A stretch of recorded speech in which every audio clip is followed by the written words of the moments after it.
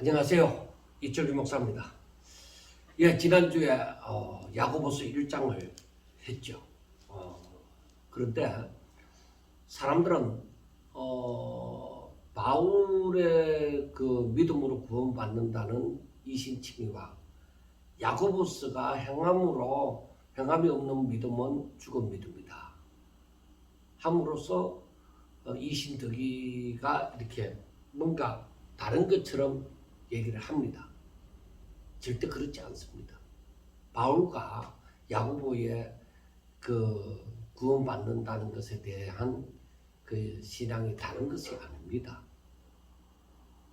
저도 처음에는 신학교를 들어가서 이 말씀에 대해서 의문을 갖기 시작했을 때는 이게 무슨 의미지?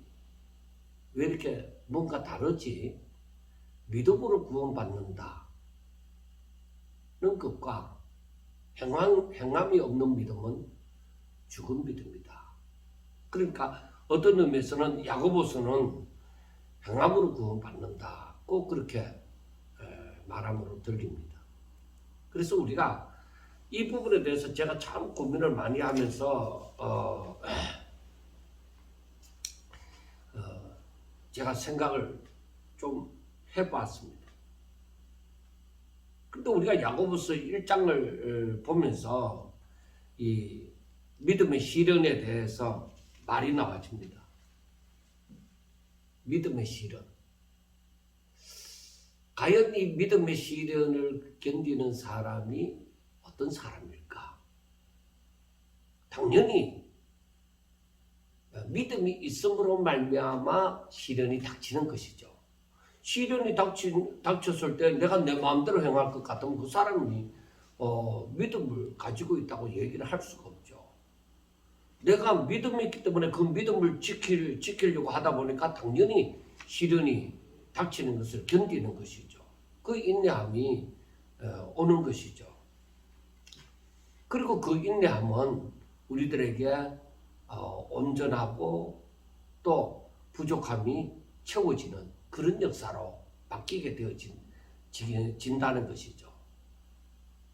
그래서 우리가 생각해야 되는 것이 만약에 내가 믿음을 가지고 있는데 이 시련을 감당할 수 있는 방도가 없다면, 그러니까 해결 방법이 자기 잣대가 없다고 생각되어지면 도무지 알지 못하겠거든. 그러니까 여기에서 야고보 사도는 야고보는 말하기를 너희에게 지혜가 부족하거든.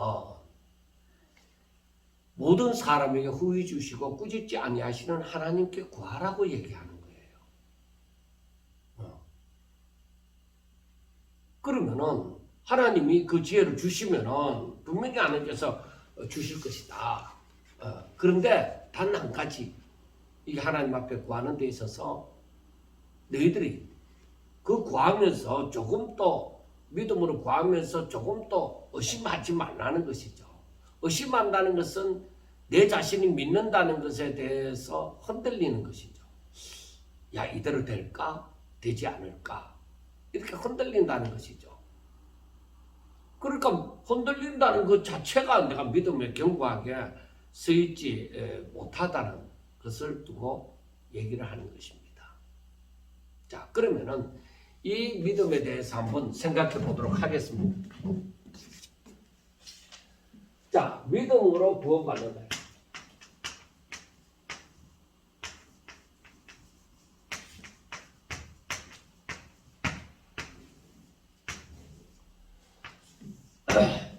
자, 그렇다고 하면은 믿음으로 구원받는다고 할 때에 이 믿음이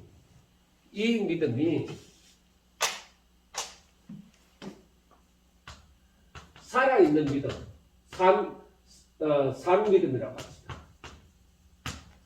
자, 그리고 이 믿음이 생명이 없다. 그건 죽은 믿음이죠.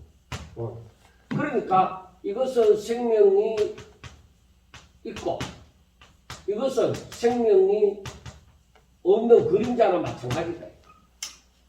믿음은 믿음인데 생명이 있는 믿음과 생명이 없는 믿음이 믿음으로 나눈다는 것이죠.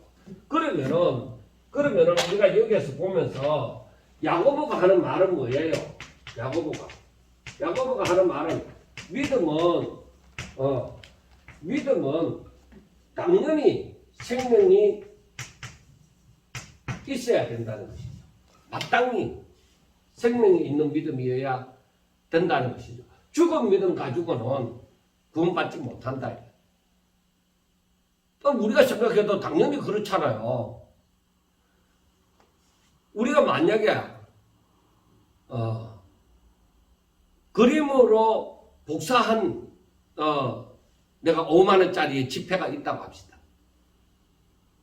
인쇄했는 내가 집에서 복사기로 복사한 그 5만 원짜리 지폐하고 실질적으로 한국은행에서 발행한 그 5만 원짜리 지폐는 볼 때는 다 똑같이 보인다 이거예요. 그러나 한국은행에서 발행한 지폐는 가치가 있습니다. 그러나 내가 복사용지로 복사한 지폐는 이거 가치가 없습니다. 생명이 없다는 것이죠. 그래서 마트에 가서 내가 한국은행에서 발행한 5만 건을 가지고 물건을 살 때는 당연히 그 돈을 받고 그 돈을 주고 물건을 살 수가 있습니다. 그런데 복사한 용지에 그 돈을 가지고는 그걸 주고 물건을 살 수 있느냐? 살 수가 없다 이거. 그렇게 생각하면 쉬운 거예요. 그리고 야고보가 하는 말은 너희들의 믿음이 살아있는 믿음이냐는 것입니다. 살아있는 믿음이라면은 생명이 있는 믿음이라면 그 증거를 나타내 보이라. 그러니까 이것이 행함으로 나타나야 된다는 것입니다. 자, 여기까지만 생각하고 우리가 이 말씀을 보도록 하겠습니다. 자, 오늘 2장인데 2장에서 보면은 1절에 내 형제들아 영광의 주 곧 우리 주 예수 그리스도에 대한 믿음을 너희가 가졌으니 사람을 차별하여 대하지 말라. 자, 영광의 주고 예수 그리스도. 자, 2장에서 영광의 주다. 영광의 주가 누구예요? 예수님. 영광의 주이신 예수님에 대한 믿음을 너희가 가졌다. 이러한 믿음을 예수 그리스도에 대한 믿음을 너희가 가졌으니 이 믿음이 있다고 하면은 너희들이 사람을 차별하지 말아야 돼.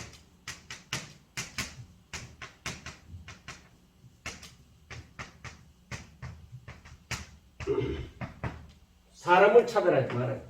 물론 우리가 이 말씀이 꼭 야고보만 이 말을 하는 것이 아닙니다. 이것은 어떤 의미에서 이미 구약 성경에서부터 계속 말씀하여 온 것입니다.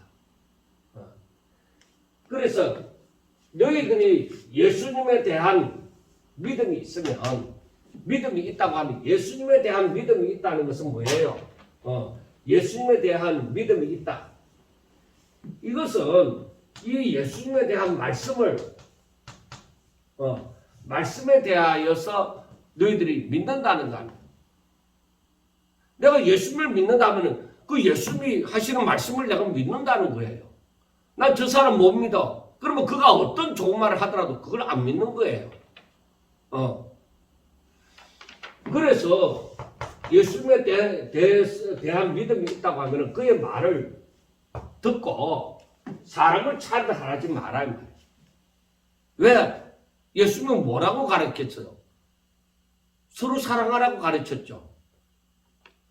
그런데 너희들이 사람을 차별한다고 하면은 서로 사랑하는 것이 아니다. 뭔가 잘못되어져. 그래서 우리가 사무엘상 16장 7절에 보면은 자, 내가 보는 것은 사람들과 같지 않다. 사람들은 외모를 보거니와 나 여호와는 중심을 보고 있어요. 그러니까 사람은 외모를 보나 하나님은 중심을 보신다. 여기에 사람을 차별한다는 것이 맞는 얘기야. 너희들은 외모를 보고 사람을 차별하잖아요. 그래서 2절부터 보는 것이 너희 회당에 금가락지를 끼고 아름다운 옷을 입은 사람. 자, 너희들은 회당에 금가락지를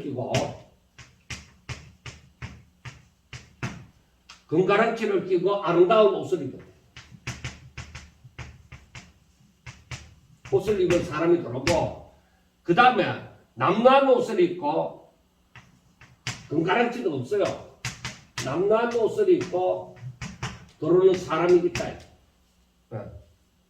너희가 아름다운 옷을 입은 자를 눈여겨보고 말하되 여기에 좋은 자리에 앉으소서 하고 얘기하는. 그리고 남루한 옷을 입은 사람은 야 아무데나 앉아. 그 뒤에 아무데나 앉아. 그렇게 말을 한다. 그러면은 너희들이 이것이 마땅히 이렇게 한다고 하면은 아름다운 옷을 입은 사람은 좋은 자리, 특별히 좋은 자리에 상식에 앉게 하고, 이 남다른 옷을 입은 사람은 아무 자리에나 그러니까 거기 서 있든지 아무 자리 앉도록 했다. 자, 이것이 무엇이냐? 이것이 차별이에요. 너희 눈에 보기에 좋은 대로 차별을 하는 것이죠. 이게 바로 무엇이냐? 차별이 이 자체가 뭐예요? 사람을 차별하는 것이 이게 악한 생각입니다. 왜 그런지 그 밑에서 말씀을 합니다. 내 사랑하는 형제들아 들을지어다. 하나님이 세상에서 가난한 자를 택하사 믿음에 부유하게 하시고, 자, 하나님은 가난한 자를 택해서 세상에서 부유하게 하시고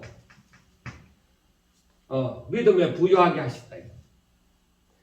그리고 자기를 사랑하는 자들, 하나님을 사랑하는 자들에게 어떻게 하세요? 약속한 나라를 상속을 받게 하신다. 하나님은 이렇게 하나님을 사랑하는 자, 그가 가난한 자라 할지라도 부유하게 되어지고 하나님 나라를 상속하게 하셨다 이 말이에요. 그런데 너희는 어떻게 한다? 너희는 이렇게 가난한 자에 대해서 차별했다, 업신여겼다 이 말이에요.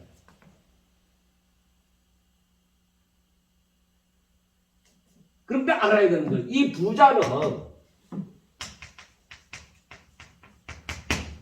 부자는 뭐예요? 저들의 삶을 바라볼 때에 물론 다 그렇다고 할 수는 없지만은 거의 대부분이 그렇다는 거예요. 오히려 너희를 억압하고 어떻게 해요? 법정으로 끌고 간다. 그러나 여기에서 그들은 너희에 대하여 일컫는 바 아름다운 이름을 비방한다. 너희가 새로 생각하는 아름다운 이름에 대해서 비방한다. 모독한다는 말입니다. 하나님의 이름을 모독한다 이 말. 너희가 만일 성경에 기록된 대로 내 이웃 사랑하기를 내 몸과 같이 하라 하신 최고의 법을 지키면 잘하는 것이니와 만일 너희가 사람을 차별하여 대면하면 죄를 짓는 것이다. 최고의 법, 율법과 선지자의 대강령이라고 하죠. 최고의 법을 내 이웃을 사랑하라.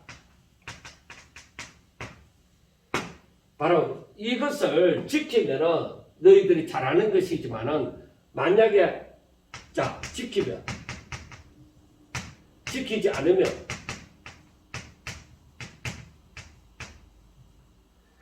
지킨다면은 이건 잘하는 짓이다. 지키지 않으면 이건 죄를 범하는 것이다 이 말입니다.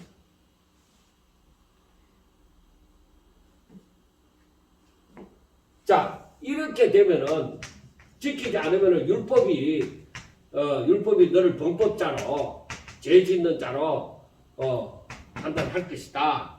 정죄하리라 하고 말씀을 하는 거예요. 말씀이 이렇게 되어지리라 하고 얘기를 합니다. 자, 우리가 알아야 되는 것은 세상은 어때요? 눈에 보이는 것으로 판단을 한다. 보이는 것으로 판단을 한다. 그러니까 해당에 금가락지를 끼고 아름다운 옷을 입고 온 사람하고 남난 옷을 입고 온 사람을 딱 봤을 때에 사람들의 마음이 당장 어떻게 되어져요? 당연히 막 옷 잘 입고 저 사람이 막 건세가 있고 이런 사람은 아유 여기 오세요. 여기 앉으세요. 그렇게 인도를 하는데 남난 옷을 입고 온 사람에 대해서는 뭐라고 얘기해요? 야, 그 아무데나 뒤에 앉든지 하라고 얘기해요. 관심을 가지지 않는다 이 말이에요.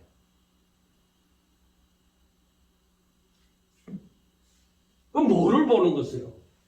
이게 바로 뭐를 보는 것이요? 외모로 사람을 판단한단 말이요.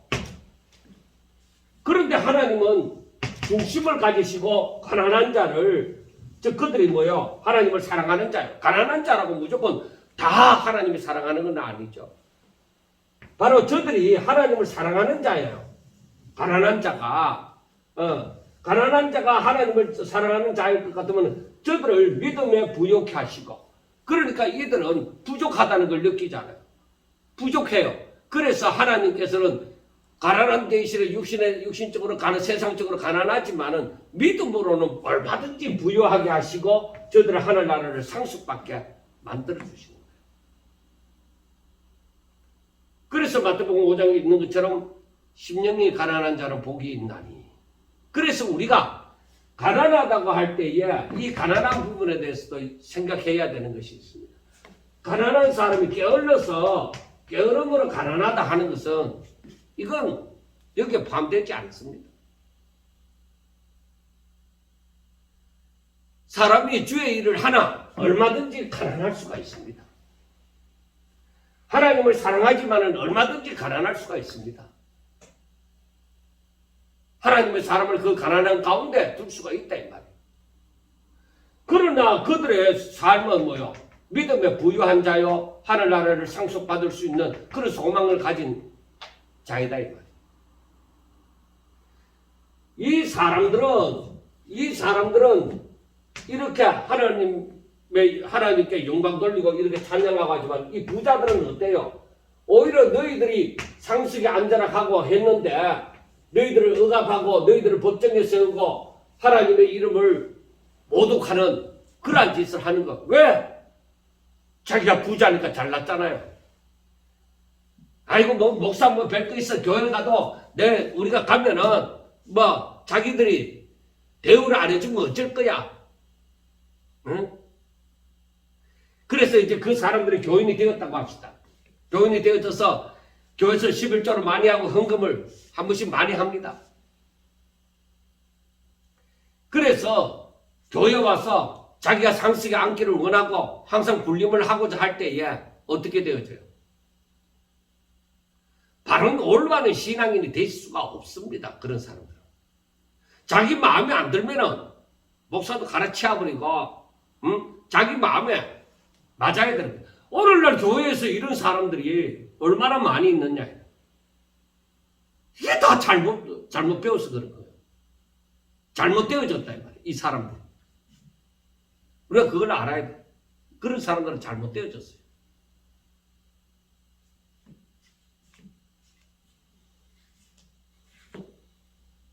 하나님께서 율법과 선지자의 대감정에서 하시는 말씀이 뭐예요? 최고의 법이 뭐예요? 하나님을 사랑하고 내 이웃을 사랑하라는 거예요. 그러니까 어떤 의미에서 내가 부자나 가난한 자나 차별이 없이 차별하지 않고 내가 대한다고 하는 것은 무엇을 두고 얘기하는 거예요? 내가 눈에 보이는 것으로 판단하지 아니하고 하나님이 저 영혼도 사랑하시니까 저 영혼도 하나님께서 귀하게 여기시니까 나도 그 하나님을 사랑하는 자를 귀하게 여긴다. 오히려 부자는 자기가 많은 헌금을 들었다 하더라도 그걸 교회에 와서 자기가 군림하려고 하지만 가난한 자는 우리 사람의 판단으로 볼 때는 적은 것을 드리지만 굴리 말려고 하지 않습니다. 일반적으로. 그러니까 우리가 사람을 차별하지 않고 내가 부자나 가난한 자나 똑같이 하나님을 사랑하는 자로 대하고 똑같은 하나님의 말씀이 주어지고 그렇게 되어진다고 하는 것은 내 자신의 인간적인 세상에서 눈에 보이는 대로 판단하지만은 나도 육신을 가지고 세상에 살아가는 존재이지만은 이 세상의 법칙을 따르지 아니하고 하나님의 법칙을 따라서 하나님의 최고의 법을 따라서 내가 정말로 하나님 편에서 이 차별하지 않고 산다고 하는 것은 내 자신을 이기는 거예요. 내가 하나님의 법대로 사는 거예요. 세상의 법대로 살지 아니하고 하나님의 법대로 사는 거다. 그래 그렇게 살려고 하면 하나님의 법을 지키려고 하면은 그게 바로 뭐예요? 믿음이 있어야 돼요. 그리고 그 믿음이 있어야 되고 이 믿음은 살아있는 믿음이어야 된다. 그 살아있는 믿음은 바로 뭐냐? 이 하나님의 말씀대로 따르는 행함이 순종이 있다는 거예요.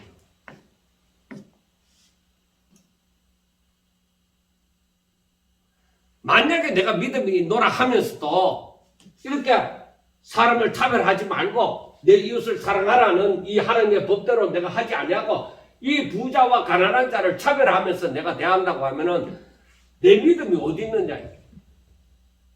정말로 하나님께서 이 가난한 자도 택하여서 얼마든지 믿음으로 부유하게 하시고 그의 나라를 바로 상속하여 주시리라는 것을 믿느냐 이 말이에요.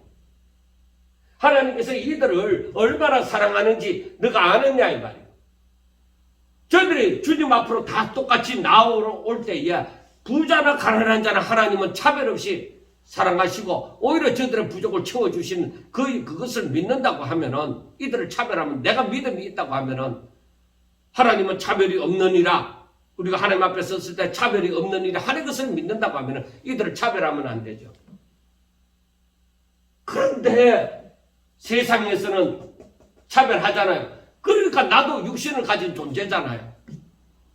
그러니까 나도 이 세상 사람들처럼 육신을 가지고 있다 보니까 이러한 선입견이 먼저 들어오지만은 이것을 쳐서 복종시켜 오직 내가 믿음을 가진 자로서 똑같이 대한다고 하는 것은 참 내 나를 쳐서 복종시키지 아니하고 내 이 세상을 향하고자 하는 그 부패된 심성을 십자가에 못 박지 아니하고서는 이걸 감당이 되어지지 않는 것이죠. 그래서 내가 그렇게 내 자신을 십자가에 못 박고 하나님의 법칙 최고의 법을 따른다고 하는 것은 살아있는 믿음이 내게 있어야 된다. 살아있는 믿음이 있어서 그 믿음을 따라서 행함이 있어야 행함이 부어져야 되는 것이죠.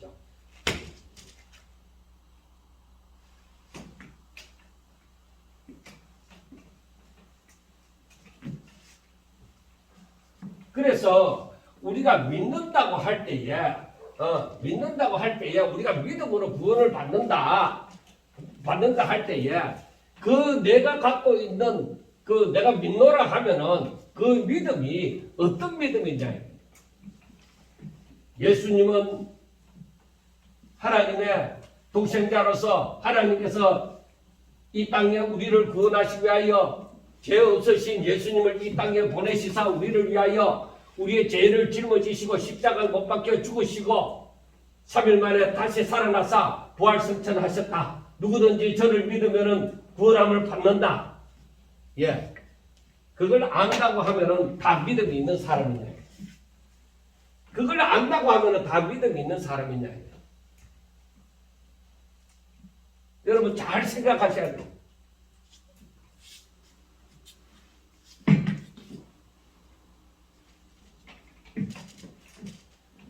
그걸 아는 사람이 다 믿음의 사람이냐 이 말입니다.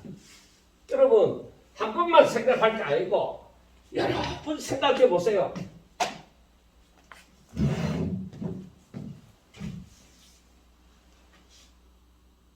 내가 믿음의 사람인가?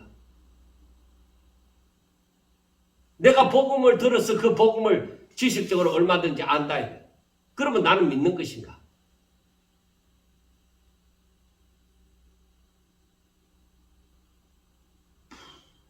제가 참 이 부분에 대해서 좀 더 심각하게 생각하고 제가 강조해야 될 듯 싶습니다. 왜냐하니까 실질적으로 우리가 믿노라 하면서 믿는다고 하면서 지식적으로는 다 받아들였어요. 내 삶에서 그게 나타나지 않아요.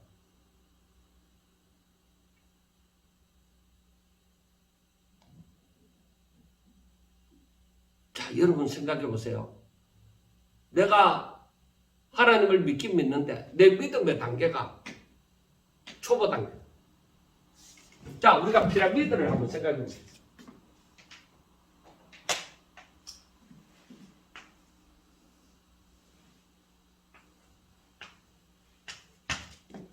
(1, 2, 3, 4) 자, 처음에 믿음을 1단계로 갖고 있을 때 세상에 대하여 내가 이만큼 포함하고 있는 거예요. 세상에 대한 것은. 그런데 내 믿음이 자라면은 2단계로 올라가면은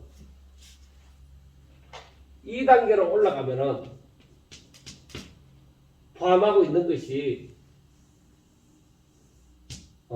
적습니다.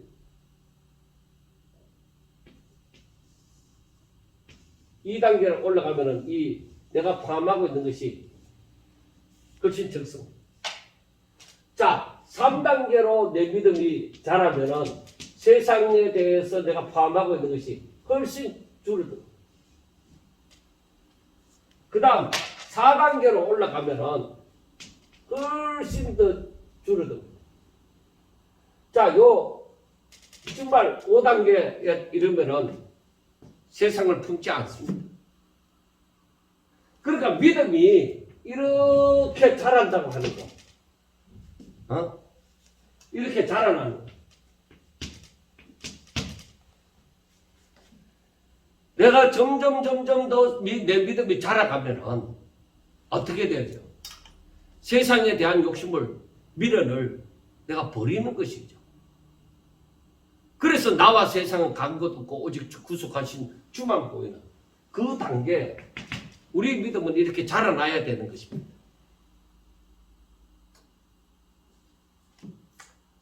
그래서 내 신앙이 어릴 때, 즉 1단계일 때는 어때요? 내가 아직까지 이 부분에서 많이 포함하고 있죠. 이만큼이나 포함하죠.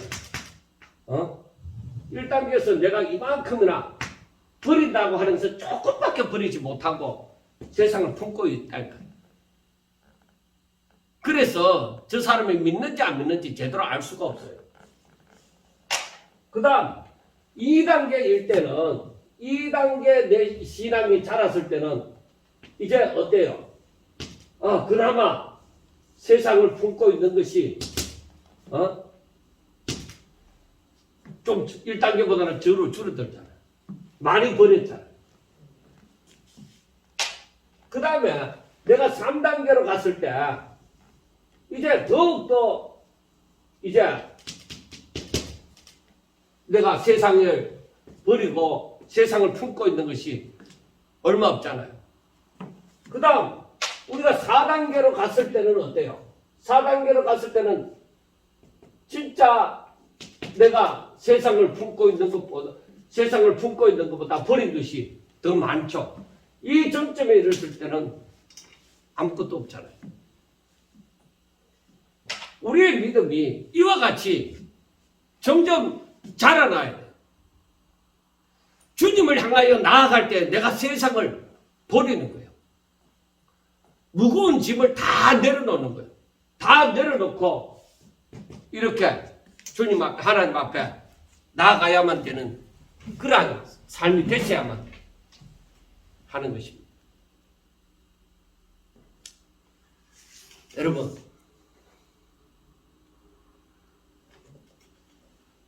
우리가 이렇게 사람을 차별하는 것 하나 가지고도 여기에서 보면은 10절 누구든지 온 율법을 지키다가 그 하나를 범하면 모두 범한 자가 되나니, 그러니까 율법의 13가지 좀 중에 612가지를 지키고 한 가지만 딱 못 지켰다 하더라도 전부를 범한 자가 되어진다는 것이죠. 그러니까 간음하지 말라 하시니까 또 살인하지 말라 하셨은저 너가 비록 간음하지 아니해도 살인했으면 율법을 범한 자가 된다는 것이죠. 그래서 율법은 뭐다? 죄를 생각나게 하고 자신이 죄인인 것을 알게 하고 스스로 구원받을 수 없다는 것을 알게 하고, 그것은 뭐예요? 곧 나를 구원하실 자 메시아가 필요하다는 것을, 구원자가 필요하다는 것을 알게 만들어주는 것이죠. 율법은 그래서 몽학 선생과 같아서 우리를 예수님께로 인도하는 그러한 구실을 하는 거예요. 율법이 법이 나쁘냐? 아니에요. 율법이 좋은 법이기 때문에 우리가 율법을 비추어서 볼 때에 내 자신이 죄인이라는 것을 알게 되어지고 구세주가 필요하다는 것을 알므로 이 율법을 깨달으면 깨달을수록 내가 점점 더 주를 필요로 하고 주께로 나아갈 수밖에 없는 것이죠. 내 힘으로 살려고 하지 않는 것이죠. 아, 내 힘으로 살아갔으면 아무것도 안 되구나. 그래서 이 세상에 있는 이 모든 것들, 세상에 있는 이 모든 것을 내가 가지고 있으면 나는 이 전부를 가지고 있는 것이랑 다름이 없다면, 거꾸로 말하면. 그래서 우리가 여기서 정점에 이르는, 여기에서 내가 어느 하나라도 범하지 말아야 되는 거예요. 그래서 우리는 여기에 만족해도 안 되고, 2단계에서 만족해도 안 되고, 3단계에서 만족해도 안 되고, 4단계에서도 만족해도 안 되고, 오직 5단계까지 나아가야만 된다는 것입니다. 그래서 12절에 너희는 자유의 율법대로 심판받을 자처럼 말도 하고 행하기도 하라. 긍휼을 행하지 아니하는 자에게는 긍휼 없는 심판이 있으리라. 긍휼은 심판을 이기고 자랑하느니라. 그래서 이 자유의 율법, 너희는 자유의 율법대로 심판받을 자처럼 말도 하고 행하기도 하라. 이것은 자유의 율법이라는 것은 이미 그리스도 안에서 하나님의 공의와 사랑이 다 이루어졌다. 그러니까 죄의 삭은 사망이다. 그래서 십자가가 주어지는 것이죠. 그리고 하나님은 우리를 사랑하신다. 그래서 누구든지 저를 믿으면은 다 이 예수님이 이 죄를 짊어지시고 십자가 못 박혀 죽으셨으므로 누구든지 저를 믿으면, 바로 저를 의지하면은, 바로 저 안에 있으면 다 죄사함을 받는다는 것이죠. 그래서 그리스도 안에 있는 사람은 다 은혜의 법을 따르게 되어진다는 것입니다.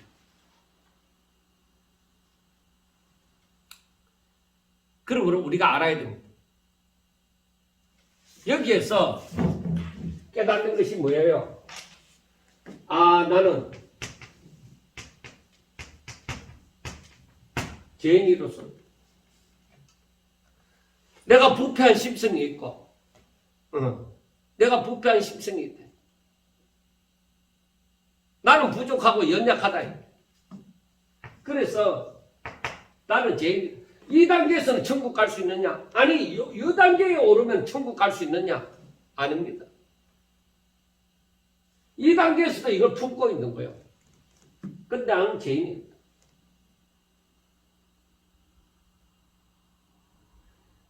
그러니까 율법 가운데 어느 하나라도 어기면 전부를 어기는 것처럼 되어지는 거예요. 죄인이다. 한 가지만 어겨도 죄인이다.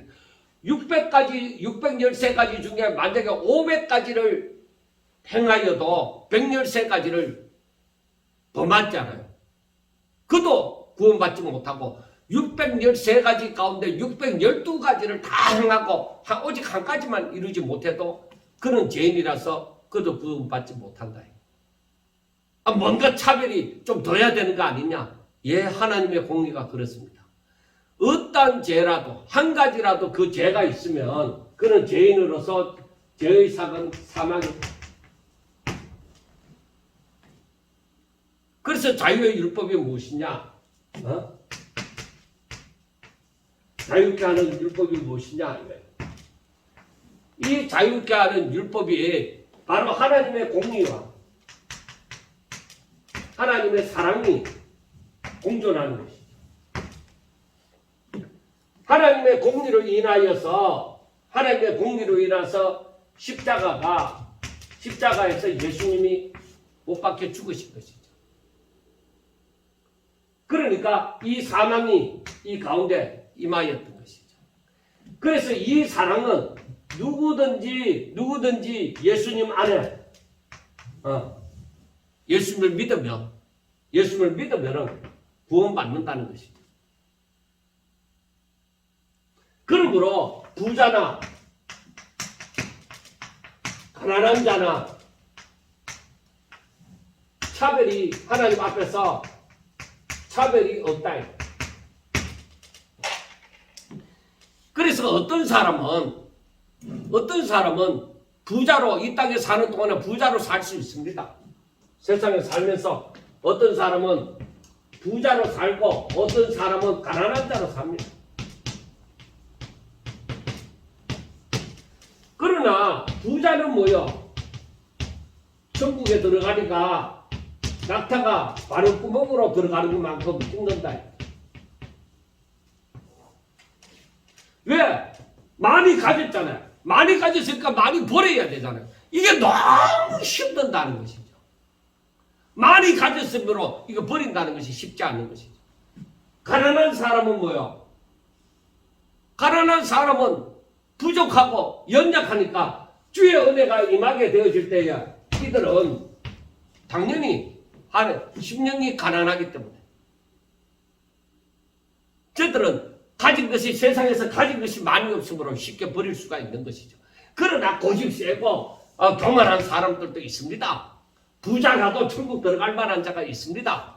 그것은 예외, 정말 소수에 해당되어지는 것이고 정말 그들은 하나님의 은혜 가운데서 이 부자 가운데서 천국 들어갈 사람이 있는 것이고 가난한 사람은 예외적으로 진짜 가난하면서도 아주 교만한 사람, 게으른 사람, 하나님을 사모하지 않는 사람은 이런 사람은 아무리 가난하다 할지라도 구원받지 못하는 것이죠. 그런데 야고보가 말하고자 하는 것은 이 앞에서 몇 절까지요? 13절까지 말씀하는 것은 야고보가 말하는 것은 뭐예요? 너희들이 사람을 차별하지 말라 이거죠. 그래 이 말은 무슨 말씀이냐면은 너희들이 예수님을 믿느냐? 예수님을 믿느냐? 그러면은 하나님은 차별이 없으시다. 오히려 뭐요?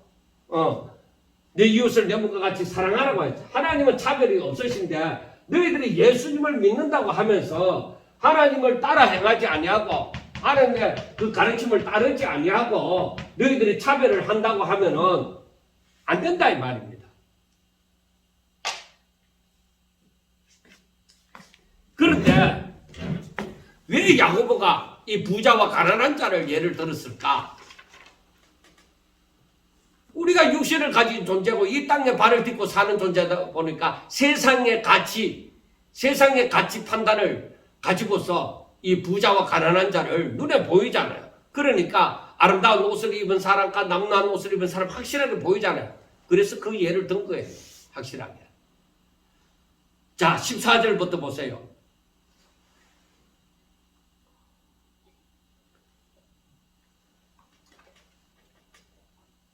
내 형제들아, 만일 사람이 믿음이 있노라 하고 행함이 없으면 무슨 유익이 있으리요? 그 믿음이 능히 자기를 구원하겠느냐? 만일 형제나 자매가 헐벗고 일용할 양식이 없는데 너희 중에 누구든지 그에게 이르되 평안히 가라, 덥게 하라, 배부르게 하라 하며 그 몸에 쓸 것을 주지 아니하면 무슨 유익이 있으리요? 이와 같이 행함이 없는 믿음은 그 자체가 죽은 것이라 는 것입니다. 자, 사람이 내가 믿음이 인도라. 나는 하나님을 믿습니다. 믿음이 인도라 하는데 여기에서 보면은 어떤 사람이 나타났어요. 형제나 자매나 헐벗고 일용할 양식이 없는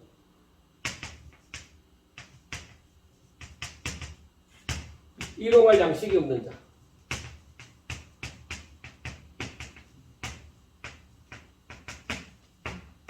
헐벗고 일용할 양식이 없는 자들에게 아무것도 주지 아니요. 평안히 가라, 덥게 하라, 배부르게 하라. 자, 한번 써봅시다. 평안히 가라. 그 다음에 덥게 하라. 그 다음에 배부르게 하라. 자, 헐벗고 일용할 양식이 없는 자에게 너가 평안히 가라, 덥게 하라, 배부르게 하라. 그렇게 했습니다. 이렇게 평안히 갈 수 있고 더워서 지치지 않도록 하고 배부르고 하면은 얼마든지 이 헐벗음과 일용할 양식에서 벗어난 자들이죠. 그런데 내가 믿음이 있노라 하면서 이 사람들을 대할 때에 헐벗고 일용할 양식이 없는 자들을 대할 때 이렇게 말만 했다. 말만 하고 결국에 아무것도 주지 않았다.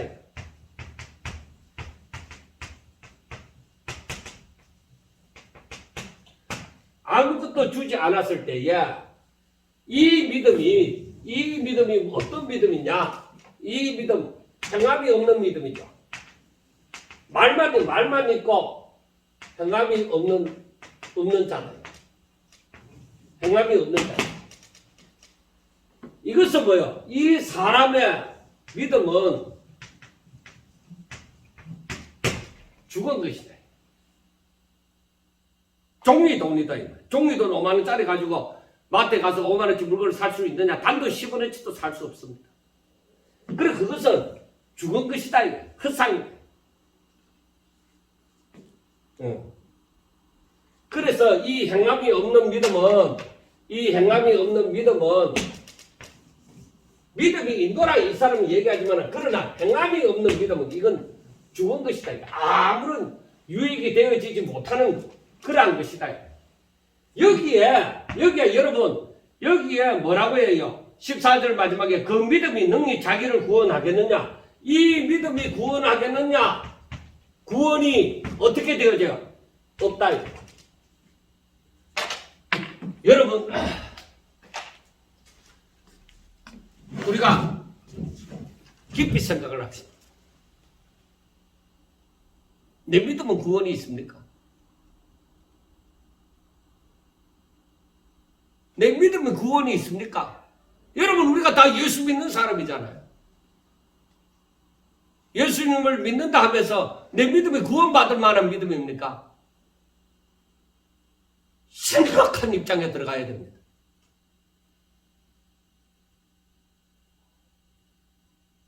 부산 종이돈 아닙니까 혹시? 실제적으로 쓸 수가 있는 믿음입니까? 그 믿음 가지고는 아무것도 살 수 없는 혹시 그런 믿음은 아닙니까? 말만 하는 그런 믿음은 아닙니까?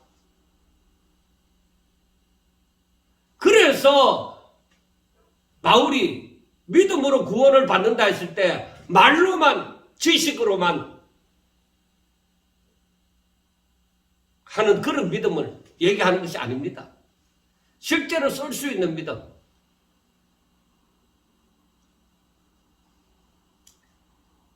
자, 어떤 사람은 18절입니다. 어떤 사람은 말하기를 너는 믿음이 있고 나는 행함이 있으니 행함이 없는 내 믿음을 내게 보이라. 나는 행함으로 내 믿음을 너게 보이리라. 행함이 없는 믿음과 행함이 있는 믿음입니다.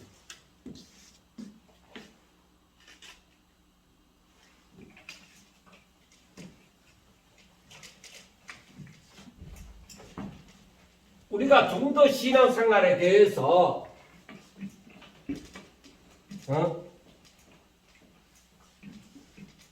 좀 더 심각할 만큼 생각을 하셔야 돼요. 왜 예수님이 다시 올 때에 믿음을 보겠느냐? 그렇게 말씀을 했겠습니다. 그 믿음은 말로만 지식으로만 하는 그런 믿음을 말하는 것이 아닙니다. 행함이 있는 믿음, 쓸 수 있는 믿음을 말하는 것입니다.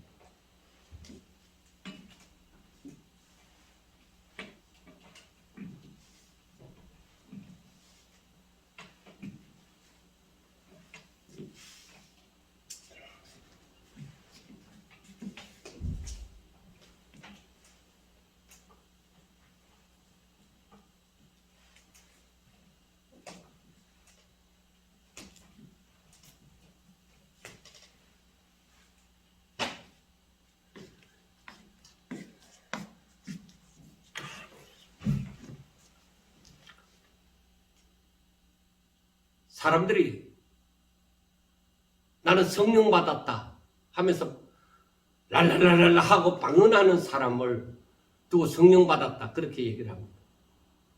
흔한 얘기입니다. 제 자신도 과거에는 어린 신앙을 가졌을 때는 그렇게 믿었습니다. 그렇게 들어왔으니까.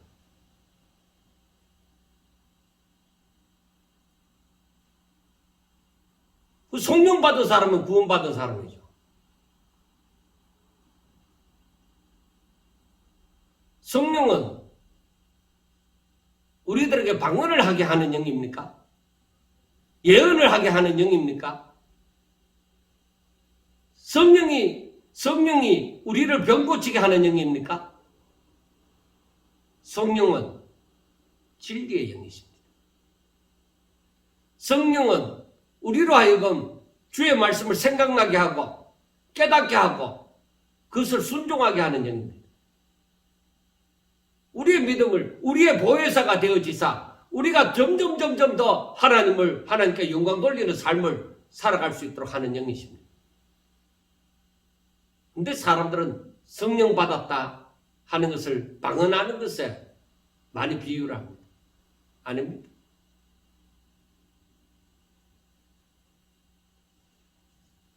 여러분, 많은 은사를 가진 사람들이 정말 욕심적인 사람들이 많습니다. 9가지 은사를 받았느니 12가지 은사를 받았느니 예, 좋습니다. 저는 그 모든 것을 두고서 잘했다느니 못했다느니 따지기 전에 당신에게 행함이 있습니까? 당신에게 믿음이 있다는 증거가 있습니까? 당신의 믿음이 어느 정도 되는지 그걸 나타내는 증거가 있습니까? 당신의 삶이 어떻습니까? 예수로 말미암은 삶입니까? 아니면 당신의 생각과 판단대로 당신의 욕심을 이루어가는 삶입니까? 저는 그렇게 묻고 싶습니다. 이렇게 말하는 제 자신도 부족하고 연약합니다. 그러나 제 자신을 쳐서 복종시키기 위하여 날마다 깨닫는 대로 힘차게 앞만 보고 주를 바라보면서 달려갑니다. 나에게서 세상 모든 것을 하나님이 허락하시는 것 이상 구하지 않으려고 합니다.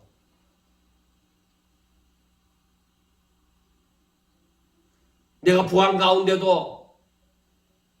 부한 가운데서도 하나님을 잘 믿고 하나님 앞에 충성된 종이 되어지고 가난한 가운데서도 불평 원망하지 아니하고 하나님 앞에 충성된 종이 되어지기를 원하는 삶을 살고자 힘쓰고 애를 씁니다. 여러분, 야고보는 이렇게 말합니다. 18절에 어떤 사람은 말하기를 너는 믿음이 있고 나는 행함이 있다. 행함이 없는 너 믿음을 내게 보이라. 나는 행함으로 내 믿음을 나타내 보이겠다. 자, 어떤 사람이 행함이 없는 믿음을 가지고서 나는 하나님을 믿노라고 합니다. 어떤 사람은 행함이 있는 믿음을 가지고 있습니다. 자, 그런데 그 다음에 말씀하기를 야고보가 뭐라고 하느냐면 너가 하나님은 한 분이신 줄 믿느냐. 자, 하나님이 한 분이신 것을 너가 믿느냐. 당연히 하나님이 한 분이시다고 이 사람이 믿습니다.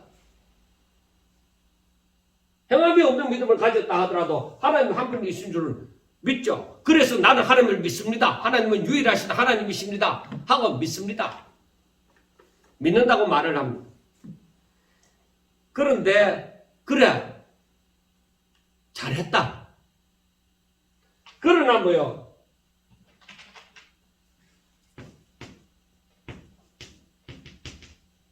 귀신도 믿고 뜬다.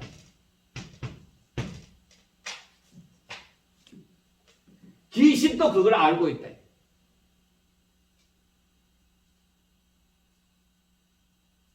그래서 20절에 허탄한 사람아. 이 사람이 그러니까 이 사람이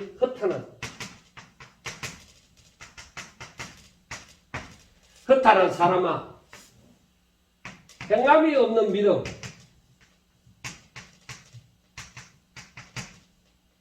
행함이 없는 믿음은 그 끝이다.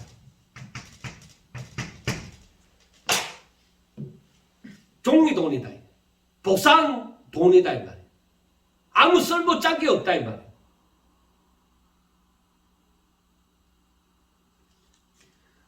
우리 조상 아브라함이 그 아들 이삭을 제단에 바칠 때에 행함으로 이롭다 하심을 받았다.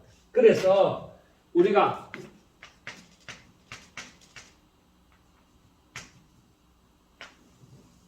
의인이 되어야 된다.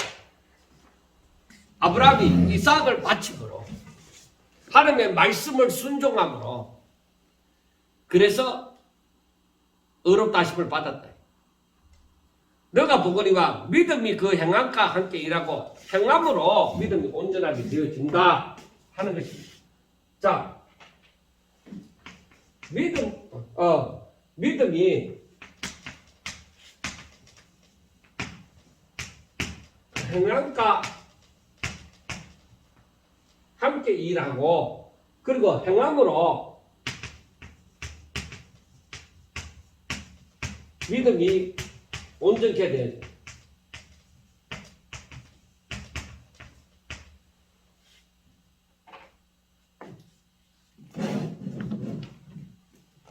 자, 믿음은 행함과 함께 이건 불가분리의 관계. 믿음이 있다 하면은 행함이 다르게 되어지죠. 믿는다.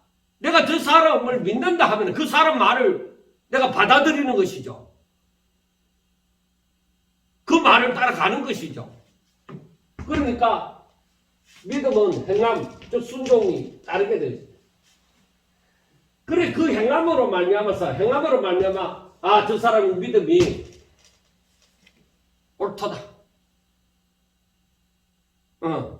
믿는 것이 맞다. 믿음의 완성이 되어져. 행함이 없으면은 그 믿음은 온전한 것이 안 됩니다. 그래 그 믿음으로 구원을 받겠느냐 이 말입니다. 진정한 믿음이 아니라는 것이죠. 죽은 것이라는 것이죠. 복사한 돈으로 복사한 돈으로 마트 가서 물건을 사겠느냐 이 말이에요. 절대 안 되는 것이죠. 23절 이에 성경이 이른바 아브라함이 하나님을 믿으니 이것을 의로 여겼었다는 말씀이 이루어졌고 그는 하나님의 벗이라 칭함을 받았으니 이로 보건대 사람이 행함으로 어렵다 하심을 받고 믿음으로만은 아니다. 믿음이 이 행함이 없는 믿음이 있다고 해서 이 믿음이 있다고 해서 어렵다 하느냐? 아니다. 행함이 따르는 믿음으로서 어렵다 한다는 것입니다.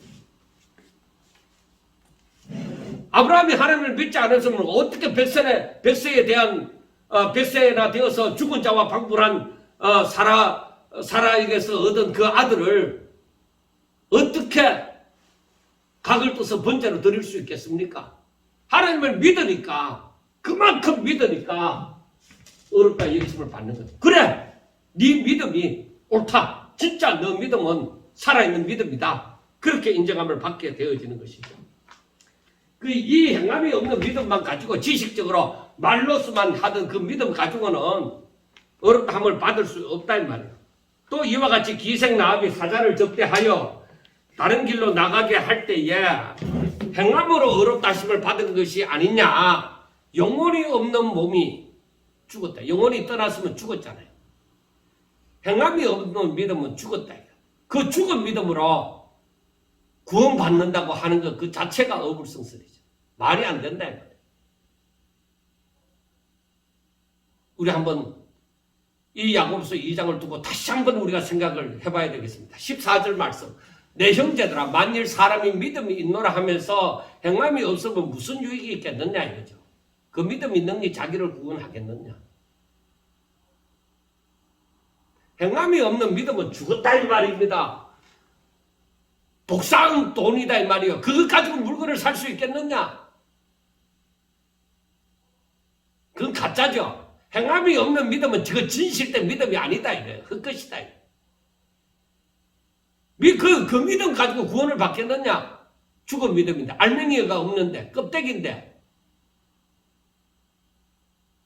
그러니까 행함이 진짜 믿음이 있다고 하면은 행함이 따라가야 돼.